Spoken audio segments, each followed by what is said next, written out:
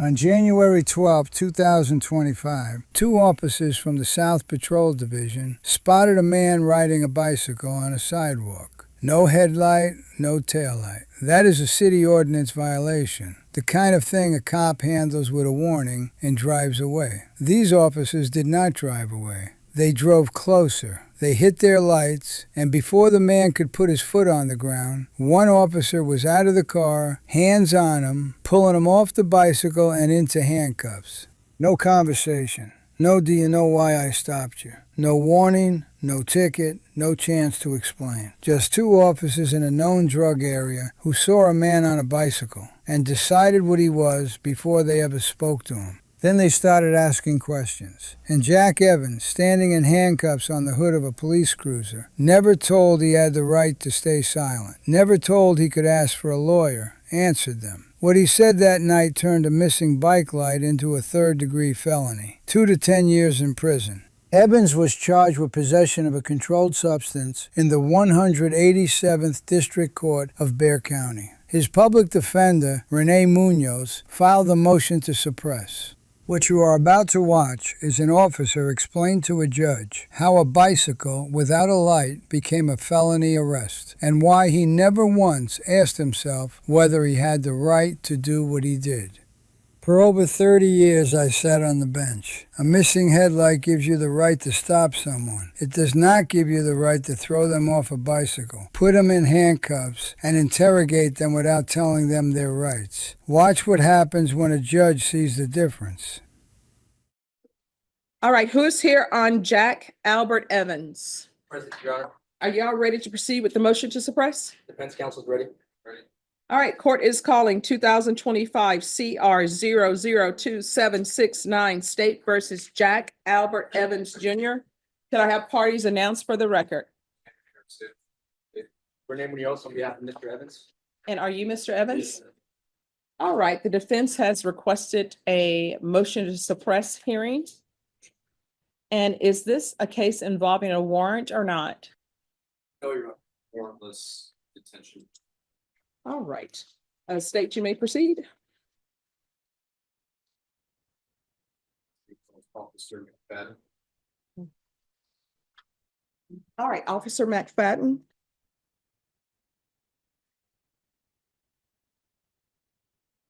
Your Honor, may I attend to the court case law, which I attended to the state as well, regarding the law surrounding some of these issues? Of course. Thank you. Oh, is this going to be long? Hearing? The one witness, correct? Oh, so he can either sit there or he can stand here, and I'll need you to move over there, sir. Right here. Hello. Hi, all right. If you can raise your right hand for me, please. Do you solemnly swear or affirm the testimony you give will be the truth and nothing but the truth, so help you God? All right, you can lower your hand, state your name for the record. Officer Zachary McFadden, badge number 1507. All right, in just one moment.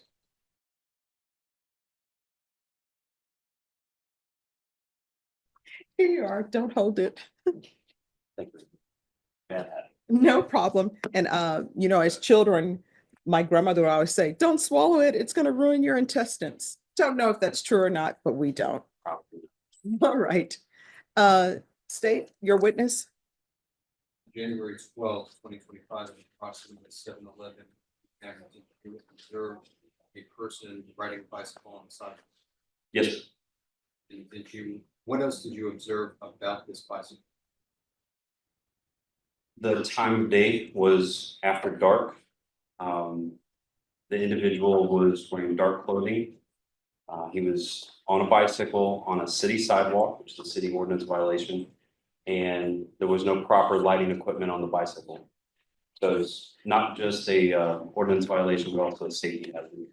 What lighting equipment should have been on the bicycle?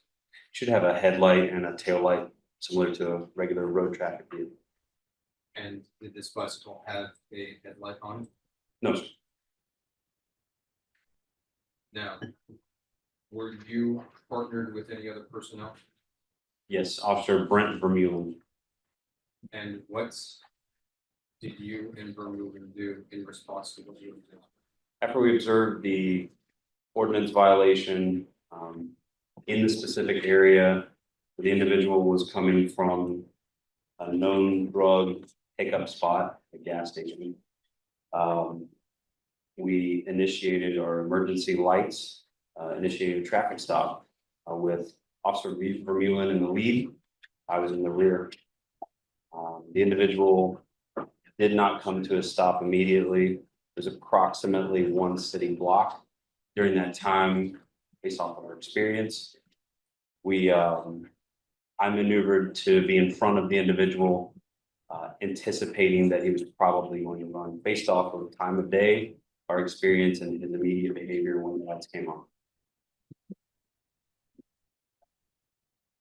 What is Mark State's incident? Do you recognize that? Yes, What is? this is a recording of my body worn camera on the day of the incident. And how do you recognize it? I reviewed it prior to this testimony and signed and dated it. Does that recording have any edits or changes to it from what you experienced on January 11, 2025? No, not that I'm aware of. January 12, 2025. Not that I'm aware of. Now, when you initiated your traffic lights, you stated that the bicycle continued to approximately one city block. Yes, sir. After that, what did you do or what happened? After that, Officer Vermeulen was in the rear. I was in front of the individual. I exited my vehicle and observed the individual to still be straddling the bicycle, which again is one of the more common cues that he's not going to exit the bicycle and he's trying to decide whether he's going to run or he's going to comply. Because it is dark, we have our emergency lights on. He is in dark clothing, and it's common for other vehicle traffic to be blinded by our lights. The last thing I wanted was the individual to flee, and the most likely direction would be into traffic. So for his safety and ours, we did not want to get into a foot chase, and I didn't want him to run into traffic. We detained him with handcuffs quickly. He was detained from the moment the lights came on. We just finalized it with handcuffs. Listen to the language. Detained, finalized. The officer is choosing his words very carefully because in a courtroom, the difference between detained and arrested is the difference between a legal stop and an illegal one. If Evans was detained, the officer had the right to ask questions. If Evans was in custody, handcuffed, on the hood of a car, not free to leave, then the law requires one thing before a single question is asked. Miranda. You have the right to remain silent. You have the right to an attorney. The officer never said those words, and the defense attorney is going to make him explain why. After we detained him with handcuffs? Yeah. I explained the reason for the stop, both of the city ordinance violations, made sure he had a clear understanding of what we were doing and why we were there. Before you explained the reason for the stop, did you take him off the bike? Yes, Did you relocate him? yes, I relocated him to the front of Officer Vermeulen's vehicle for multiple reasons. One, it gives a barrier between him and traffic. Two, gives a table for us to place items on in case we're going to search. And three, there's multiple cameras, the dash camera, my camera, and my partner camera rolling. At this point, did you tell him that he was under arrest? No, we told him that he's being detained for the traffic stop. Did you ask him if he had anything in his pockets or anything on him? Yes, we asked him if he had anything on him, any narcotics. The individual stated he had marijuana in his pocket. And as a result of his admission, did you search him? Yes, we searched incident to the known narcotics in his pocket. What did you find, if any? After that, we located a folded up piece of paper containing a crystal-like substance. It was loose, which is uncommon. It was not sealed up in a baggie. And prior to addressing the crystal-like substance, the individual stated multiple times that he was near a car wash and picked up the paper. After we stated that it looked like crystal meth, the individual stated it wasn't his and he didn't know what was inside of the paper. I understand. I have a few more questions. The area in which you detain this person, can you give a general description of? Is it a residential area, commercial, industrial? Mostly a residential area. Houses, apartments? Yes, sir. There's, if I remember correctly, the sidewalk which he was on, he was opposing traffic, and there was a bike lane available. To our left was a residential area. How would you House. describe, how would you describe the light in that area? Not good. There's not adequate street lights. If we didn't have our emergency lights going and our headlights and any lights we had on our body, the individual would have been in relative darkness, especially to the untrained eye, the normal person in public, probably would have overlooked him, especially if he was in the roadway. And how did you identify this? Did they present an ID? Did they identify themselves verbally? He identified himself verbally, giving his name and date of birth. And to the best of your recollection, what was that name? Jack Evans. I don't recall the name. Understood. My last question, when you see Mr. Evans, did you display any of the weapons which you are equipped, or any of the compliance measures that you have available? No, we have firearms, both of us have firearms, we have tasers, and some officers carry a expandable baton. We displayed none of those and did not feel the need to go to any of those because we used empty open head techniques to get him detained. Judge, at this time, state officers exhibit one. No Any objection. objection? And counsel, are you going to ask him questions as we watch State's Exhibit 1? Your Honor, I think if the court would just like to view it, we could just view it, and then subsequent to the viewing, I can ask him questions. It's very short. All right, well, do you want to ask him questions and then Sure. I will view it and make a Sure. ruling on this Yes, Your Honor. probably tomorrow because I'll need a chance to view it and we're in a jury trial. Of course, no problem, Your Honor. Yes. But however you all want to do it, if you all want to show it to him now, that can be shown to him now. If you want to ask him questions about this. I'm agnostic. Yes, Judge, I think that'd be fine if you can show it to him now, and that way. All right. It is your- Oh, thank you. All right, so you'll need to do it from their equipment and broadcast it.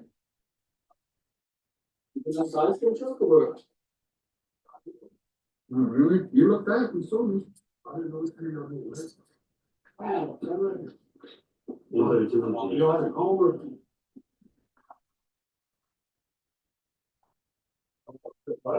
Hey, look, there's something.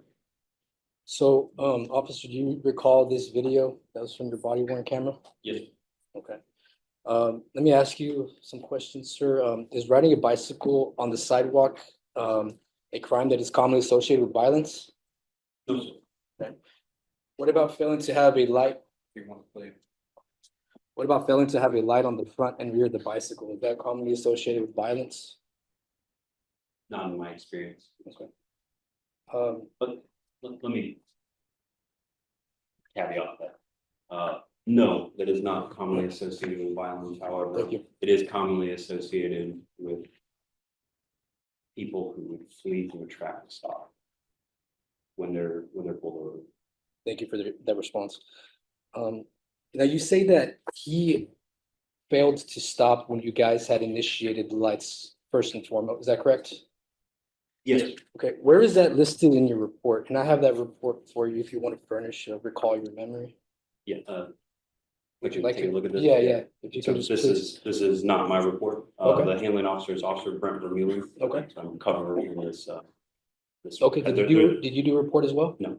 The officer who jumped out of the car. The officer who grabbed Evans off the bicycle and put the handcuffs on. That officer did not write a single word about any of it. No report, no documentation, nothing in his own hand that explains why he did what he did. The only written record of this arrest was written by his partner, the officer who stayed in the background. And when the defense attorney asks what is in that report, the answer tells you everything. There is no mention of Evans trying to flee, no mention of a threat, no mention of resistance, because there was none. And now this officer is asking a judge to trust his version of events based on a report someone else wrote about an arrest only he made.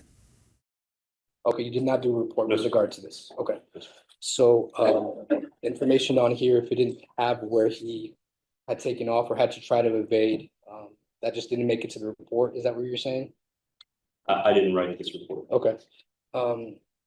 When you approach and get out of the vehicle, is my client trying to evade or trying to get away from y'all in any way, shape, or form?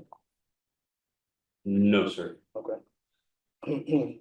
And you said you had additional officers with you, correct?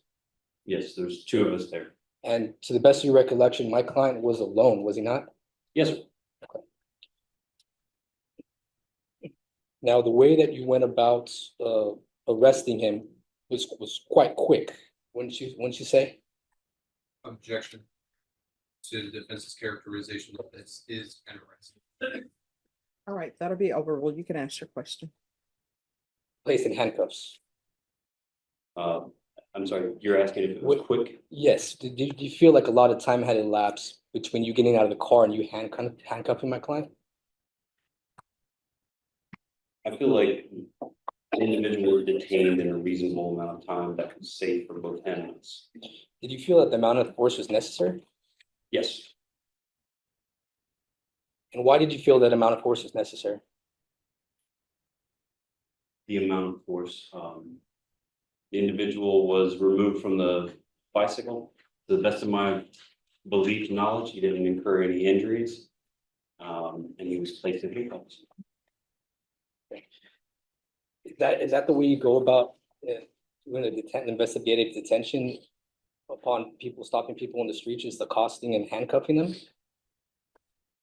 No, the individual accosted in handcuffs. No, he was being stopped for a city ordinance violation, and based off of my experience, when they don't immediately exit the bicycle or come to a complete stop, oftentimes they're fleeing or they're considering fleeing. And it's a safety hazard for both us and them. So going back to the city ordinance issue, when you see someone violating a city ordinance issue, say, for instance, jaywalking or maybe riding a bicycle on the sidewalk, do you cuff them and place them in custody and question them like that? Objection relevant. Overruled. Say, for example, let me simplify it for you a little bit. If I was walking across the street and I jaywalk, say I don't wait for the crosswalk to happen. I mean, it occurs all the time right here on this four-way stop over here in front of the courthouse. If I go ahead and do that, are you gonna come up with me and you're gonna handcuff me and then go and ask me questions at that point and I'm already handcuffed? Or are you gonna talk to me real like as an actual person and try to delve and see what's going on? It's all dealt with on a case-by-case basis, sir. And you're indicating the area in front of the courthouse, which is not the area I work. I don't know anything about this area. I'm saying hypothetically, yeah. Hypothetically, I don't work this area and I don't know anything about it. Okay. So I work south and in that area, at the time of day, the location we were at, the area he was leaving, known for narcotics pickups and deals. His behavior, all of it added up to multi-factors to our actions. So you said he was leaving a gas station, right? He's leaving a gas station area. Gas station in the area. So couldn't he have easily just been getting a soda or Absolutely. or some chips? Absolutely. And you're coupling that with the fact that he was on a bicycle to try to justify the fact that you're just handcuffing him without doing any kind of questioning before that fact? No, the reason that he's being handcuffed is, once again, the length of time it took for him to come to a stop after the emergency lights were activated, and him not immediately exiting the bicycle. And you heard in the video that he says he didn't really like see you guys. Did you not? Like, in the video, he says, I didn't know what's going on. I didn't see you guys. Maybe possibly he doesn't see that point, because you're saying this happened, but where is that listed in your report? Again, I didn't write a report. So is it The typical? handling officer wrote the Is it report. typical for you to not write reports when you're going ahead and handcuffing people and asking them questions? For cover officers, on most every call, no, they don't write reports. But you're the one that actually handcuffed him, took him off his bike, put him against the car and started questioning him, correct? I'm the one that first made contact with the individual, and both myself and Officer Brent Vermeulen detained him with handcuffs and then began questioning him. So that gets me to another point. You relayed information to the other officer, the other officer made a report stating all these facts. Is that what you're saying? Or you have no knowledge? No, what I'm saying is that Officer Brent Vermeulen and I were both partnered up at that moment, Okay. and we both initiated a traffic stop together, which is common for officers around the city and other departments to take calls together, make traffic stops together. And at the time that we detained the individual, we started working it from there. But you were the person that got, or the officer that got out of the car and then handcuffed, correct? As it appears on the video, it looks like I made contact with him first, but Officer Brent Vermeulen was right behind me. Okay. And who asked the questions of the defendants? Both of us asked questions. Okay. And you didn't feel like the need to do a report just to cover your basis in terms of the handcuffing and the questioning? When it comes to traffic stops that result in an arrest, there's a handling officer and then there's cover officers outside of that. There's some cases in the department where a supplement report is required, and that's usually dictated by a supervisor. In this case, it's just a simple one officer is handling the report and the other officer is covered for safety. Did you witness my client do a hand-to-hand with anybody?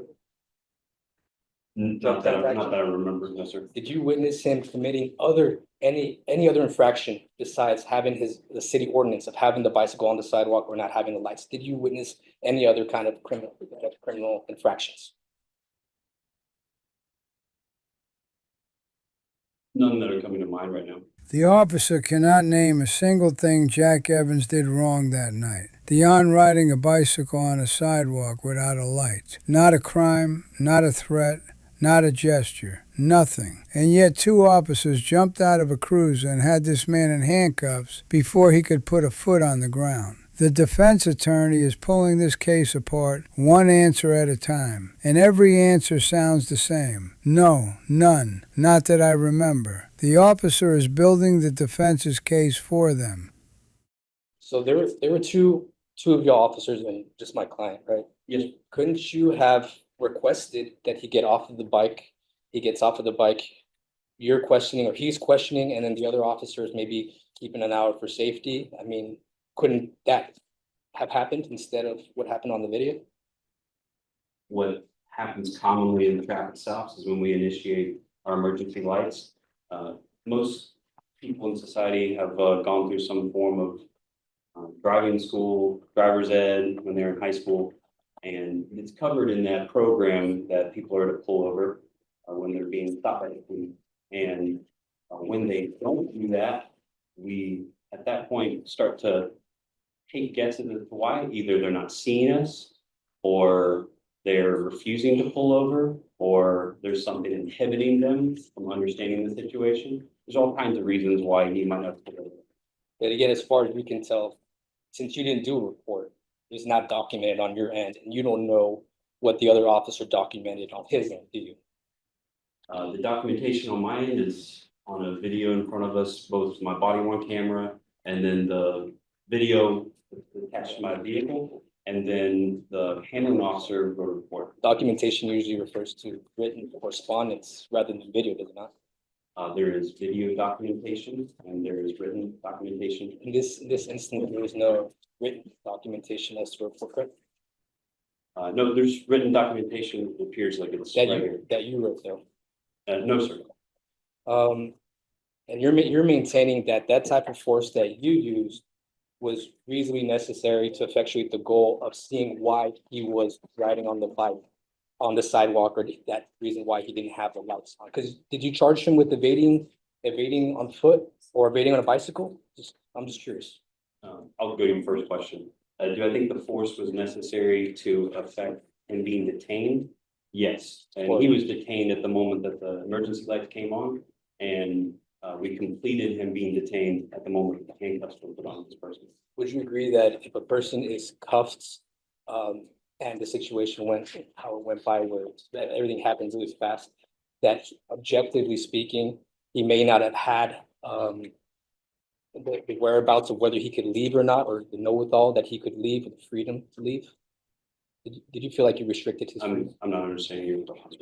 The way that the video is portrayed, where it just gets out, really no verbal dialogue, it's just taking and restraining the person. Could it be seen objectively that he didn't believe that he could leave at that point in time? Could he just walked away at that point in time after you cuffed him? At the moment that the traffic stop was initiated, he was not free to leave. And most people, again, who have gone through some form of driver's ed understand that they're being detained at that point. But I was asking about the moment when he was handcuffed. The moment that he was handcuffed, yes. Do you believe like he could A reasonable person would believe that he was not free to leave at that point. so he could have just taken off down the street, handcuffed and all? Could he have done that? Or would you guys have allowed him to? If you didn't answer the questions to your liking, you said, no, I just want to go ahead and I guess- assert my constitutional rights to not speak to you. I want to go ahead and just walk down the street with, I mean, would you guys have talked to him at that point, or would you guys have just continued the way that you guys had continued? At the moment that the traffic stop was initiated, he was detained, and at that point, he was not free to go. That is the word that decides this case. No, he was not free to go. The officer just told this court that from the moment those handcuffs went on, Jack Evans could not leave. He could not walk away. He could not refuse to stand there. If he had tried, they would have stopped him. That is not a detention. That is custody. And when a person is in custody, the Fifth Amendment requires one thing before any question is asked: the right to remain silent, the right to an attorney. Those words exist for exactly this moment, to protect every person standing in handcuffs from being pressured into saying something they do not have to say. Evans was never told. He talked, and everything he said is now on the line. At any point during the stop, he had left, no, he would have been So- clean. Yeah, so he probably couldn't have gone at that point. Did Mr. Evans, was he cooperative with you guys? Like when you guys were talking with him? After we made physical contact with Yeah. Mr. Evans, he was very cooperative. Did he submit to your show of authority? I'm not understanding. Did he submit to your show of authority, like you as the officers? Can you define a show of authority? You as the officers handcuffing him, placing him in custody, he didn't resist or anything like that, did he? Did the individual resist after he was placed into cuffs? No, I don't remember him resisting Okay. after he was placed in cuffs. And then the show of authority is more like he was following y'all's request, and he was cuffed, and he didn't really feel like he was free to leave at that point because you guys had him cuffed. Based off of your description of a show of authority, Mhm. And correct me if I'm misunderstanding, the show began at the moment that marked patrol vehicles with light bars affixed to the top of them rolled up on him, and emergency lights were activated. And at that point, I wouldn't say he submitted to that show of authority, as I guess as you're defining it. But in the video, you see you guys roll up and he doesn't try to take off on the bike, or he doesn't throw the bike down and run, does he? No, thank goodness, no, He's going for for- his safety and our thing. He was going quite slowly, almost to a stop. Would you not agree? After I got in front of him, again, I'm using approximation to approximately one city block. That he was being lit up, and it took I had to get in front of him for him to come to a complete stop at that point. Or I had to get ahead of him on the roadway for him to go to a complete stop. Yeah, but when you did stop, the vehicle and then see him and he's on his bike, pretty much stopped there. You all don't ask him any questions or anything, right? At that point, before handcuffing him. Again, I gave a statement earlier, in my experience, when individuals in the setting that we're talking about, operating a bicycle, as we're describing, when they don't exit the bike immediately, oftentimes we have a situation that can become very unsafe for both the individual and for officers. And to mitigate that safety concern for him, for us, and also for anyone using the roadway, yes, he was placed in cuffs. You say that oftentimes, but wouldn't you agree that every encounter is on a case-by-case basis? Absolutely, but we also have to use our good judgment as officers to learn from prior history and to make good decisions for what we can do in the future based off of our own experience, which is why that comes. And in this situation, did you see him doing anything threatening? No, no, Okay. other than, like I said before, he wasn't exiting the bicycle immediately. But the threatening, no. But you can't see from your vehicle or this video when he was kind of stopping or when you're saying that you pulled up on him and he was kind of already on the bike, not able to make really an aggressive stance or aggressive movement towards y'all. Would that be fair to say? He was being compliant at that point. If he was able to make an aggressive movement towards us, Yeah, he wasn't, right? I mean, I would disagree. Okay. Many people and a lot of aspects of my job are able to make quite aggressive and violent movements from seated positions, from lying positions, from standing positions, and from being straddled on a bicycle. But in this situation, I mean, he didn't have a weapon. You didn't see him do any kind of illegal activity other than And riding on the I'm not bicycle. going to get into a situation where I try to make judgment calls based off of split-second observations. I'm going to try to make things as safe as possible for all Right. people I encounter. With also maintaining that they have rights that need to be protected as well. You Oh, forgot that absolutely. part, or you were gonna add that? No, his rights. I was just checking. Because you had another officer with you, and my client was by himself on a bicycle. That's what it comes down to. Right? So, what was the time frame between you cuffing and handcuffing and taking Mr. Evans to the car and asking him questions? What was that time frame like? Was it a large amount of time? Was it a short amount of time? As viewed on the video, I would just describe it as a reasonable amount of time. To me, in my experience, this is, y'all use the word quick. I don't see this as quick. I just see this as a resolve. As a result, do you think it could be resolved in another fashion? It could be resolved in many fashions. Just based off of our own observations, what we have in front of us, and based off of his actions, Right. based off other people's actions. Or perhaps communicating with people before such action is taken of a coercive nature to handcuff someone and restrain them of their liberty. Communication could be key, correct? Based off of the video that we all just watched and based off of my memory as well, I advised him to exit the bike multiple times prior to. Okay, well, I must have not have seen that. Let me go ahead and replay the video. Continue playing the video. You're right on the Actually, sidewalk. you said that you asked him multiple times to get off the bike before he got off. Say, get off the bike, get off the bike. Okay, did you allow him the time to get off the bike, or did you guys just swarm him? Okay, where did you allow him time to get off the bike? Is my question to you. During the time that I was saying get off the bike. Get off the bike as you were grabbing him, throwing him off the bike and handcuffing him. Is that what it was? I don't remember throwing him off the bike and I don't see throwing him off the bike. Okay, well, you grabbed him, tear him off the bike. You could have asked him to step outside of the bike. Sir, you're aware that you're violating a city ordinance. Could you have gone about it that way?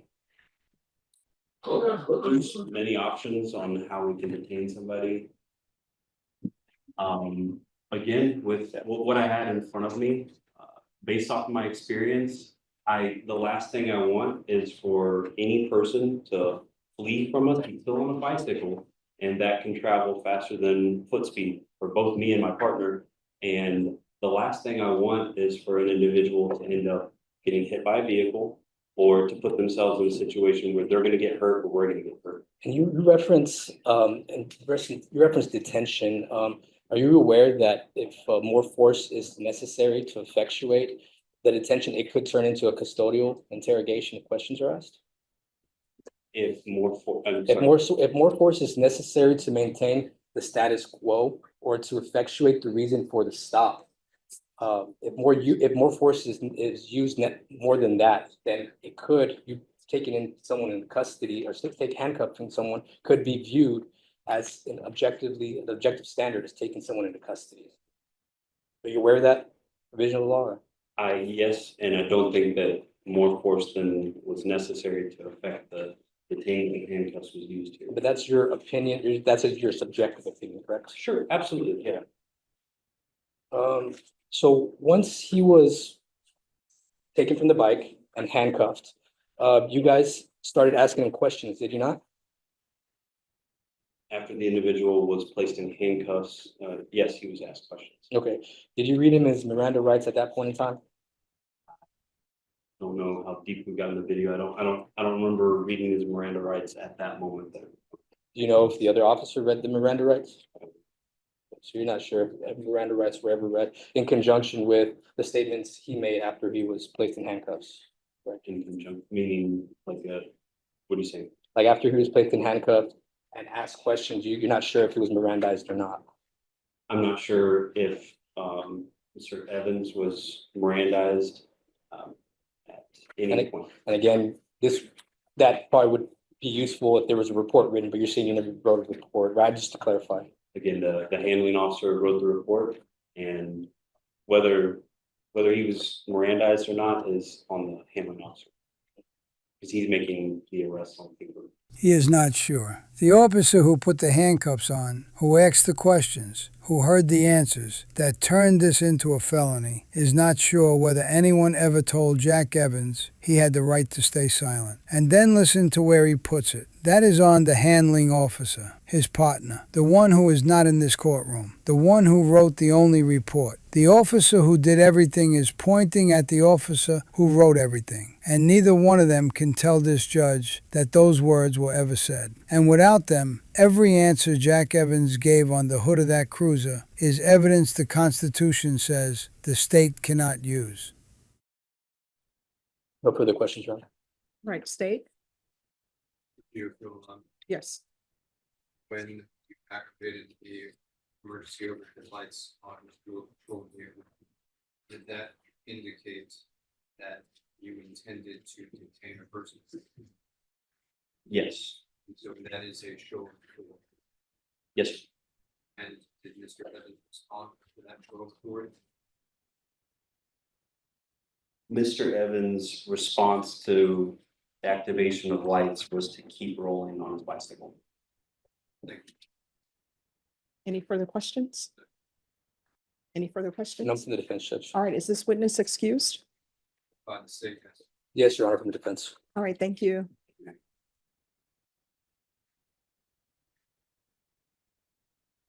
All right, State, any further witnesses? Judge. Defense, any witnesses? No witnesses, Judge, just justification. All right, the court will hear a brief argument. State? I know it's defense's motion, but I'll have you proceed first. The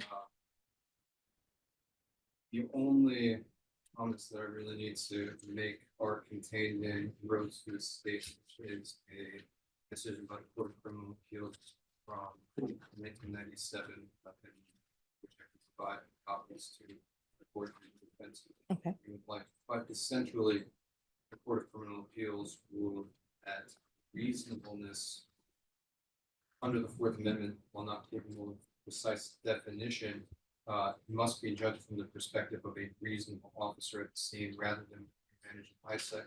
And furthermore, allowances must be made for the fact that officers must often make quick decisions under tense, uncertain, and rapidly changing circumstances. Now, defense counsel has quite a few questions about hypothetical situations in which Officer McFadden may find himself in other environments. But we're not talking about hypothetical situations in which he may find himself. We're talking about the actual situation in which he did find himself, the actual circumstances, the actual environment, the actual conduct of the defendant, none of which was rebutted by defense counsel. So considering the time of day, the area, Officer McFadden's personal experience on that patrol, the actions of the defendant in response to a show of authority, it is reasonable, it was reasonable for the officers to detain him in handcuffs, given the circumstances, and detaining him in handcuffs was a reasonable use of authority and force at that time that did not rise to the level of an arrest for which Mr. Evans needed to have the custodial warnings recited to him before his statement, his inculpatory statement, would be admissible in use against him at further proceedings, and as a result of which evidence was discovered. That's all. All right, defense. Thank you, Your Honor. In relation to this matter, Judge, simply, he wasn't charged with anything else. He was not charged with resisting. He was not charged with evading. The reports don't even mention any of this. And he's trying to point to an officer, and the officer may have done it. The officer's not here, and this officer did not do a report. I do have a report here, and there's no mention of any kind of conciseness of why, what the basis was of them needing to handcuff him. They were two officers there, Judge. You saw my client was not making any further movements. He was not trying to take off on the bike. They grabbed him immediately, placed him into handcuffs. And in my opinion, that amounts to taking into custody because the officers went from 0 to 60 like in 3.2 seconds without the need and basis for. Miranda is there just to safeguard these things about coercive nature of police interactions and a person being informed of their rights before they can actually consent and agree to a search or agree to remain silent. My client was taken, pulled, thrown into the front of the car and was not admonished as to his right to an attorney, his right to remain silent. The officer says that he didn't believe that he could walk away. Being in custody is based upon numerous factors, is based upon the nature of the crime under investigation, which is for an ordinance of riding a bike on the sidewalk. This, in my opinion, was the officers targeting my client because they saw him as an easy target, a way to justify some stops, a way to justify some arrests. Also, the reaction of the suspect can also be determined as to when the officers roll up on him, he doesn't try to take off like I just stated. So there was really no need, in my opinion, for the officers to go about this the way that they did. They could have asked him, sir, please get off the bike. Do you know what I'm stopping you for? You're in violation of this ordinance. And then they could have gone about investigating if they believed that there was other drugs or if other things going on. So your argument is, you're not arguing about the stop. You're That's correct. arguing about the fact that he was placed, you're arguing that he was in custody. Yes, Judge. I'm arguing that he was under custodial interrogation. The officer, in my opinion, he did, albeit petty, a reason to stop my client in violation of an ordinance.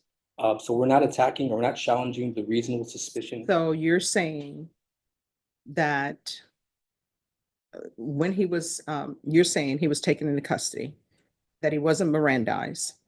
And during that time, is that when there was an admission of drug possession? That is correct, Judge. And so you're saying that the statement was not properly obtained and Yes. anything else that follows from there should be suppressed. That's exactly right. Your Okay. Honor. Yes, and sorry for not clarifying that. First, it's just, we're contending that the force utilized exceeds the reasonable force necessary to effectuate the stop and to maintain the status quo. That's the way the courts have held that it can be transformed based upon a totality of circumstances and objective nature about how things were done. And if the way that things were done, the abrasive nature of my client being taken off of the bike, handcuffed, and then questioned without being Mirandized, is a violation of his due process rights that he was, because if he was made aware that, hey, okay, I'm actually cuffed, they're actually looking into me, I need to maybe keep my mouth shut, or maybe I need to have an attorney, he could have made that request, but that was not made available to him. Okay. And all this happened within a span of like 5-10 seconds, as you can see from the video. Okay, then I understand, both parties' arguments. State, I understand, your argument. Defense, I understand your argument. What I will do is I'll review the video, and I'm familiar with both of the case law that you all have presented to the court with Rose and also with your case law. But I still like to reread case law, even though I'm familiar with it. So what I'll do is I'll have you all come back tomorrow. Judge, I'm gonna be out on leave tomorrow, All right, so when will you be back? the 19th and after. All right, so what I can do is, where are you gonna be tomorrow? I'm gonna be out of state. Okay, so what I can do, I can do one or two things. One, I can send you all an email with what my proposed ruling will be. Okay. That way both parties will know. Yes, Judge. And that way, if I were to rule in the defense's favor, which I'm not saying I will or I won't, then your client won't be held over if I were to rule in your Oh, favor. great, yes, I would be amenable to that email correspondence. It is. Judge, if you tell me tomorrow morning that you're going to rule in favor of defense counsel, I'll send a motion to dismiss. Okay, all right, so and I'll send, all right, so I'll send you all an email to let you know. Okay. I just want to make sure I review the video, review each of your case law again, and then I'll let you all know what my decision is going to be. Judge Boyd sent her ruling the next day. Motion to suppress, granted. The confession, gone. The felony, dismissed. Case closed. Jack Evans walked out, but not the next day, not the next week. He was arrested on January 12th. The case was dismissed on May 13th. 5 months. 5 months in the Bexar County jail for a bicycle without a light. While he was inside, he wrote his own habeas corpus petition by hand. No lawyer, no help. Just a man in a cell asking a judge to let him go. His public defender filed the motion that finished it. These officers had every right to stop Jack Evans, write the ticket, give the warning, move on. Instead, they used the missing headlight as a door to do what they came to do. The defense attorney put it best. They could have said 5 words. Sir, please get off the bike. Instead, in 3 seconds flat, a man was off his bike and in handcuffs. And he lost 5 months of his life because 2 officers wanted what was in his pockets more than they wanted to follow the rules. If there's a case or courtroom exchange you want me to break down, drop it in the comments below. If this is the kind of breakdown you're here for, like and subscribe so we can keep building a more informed audience.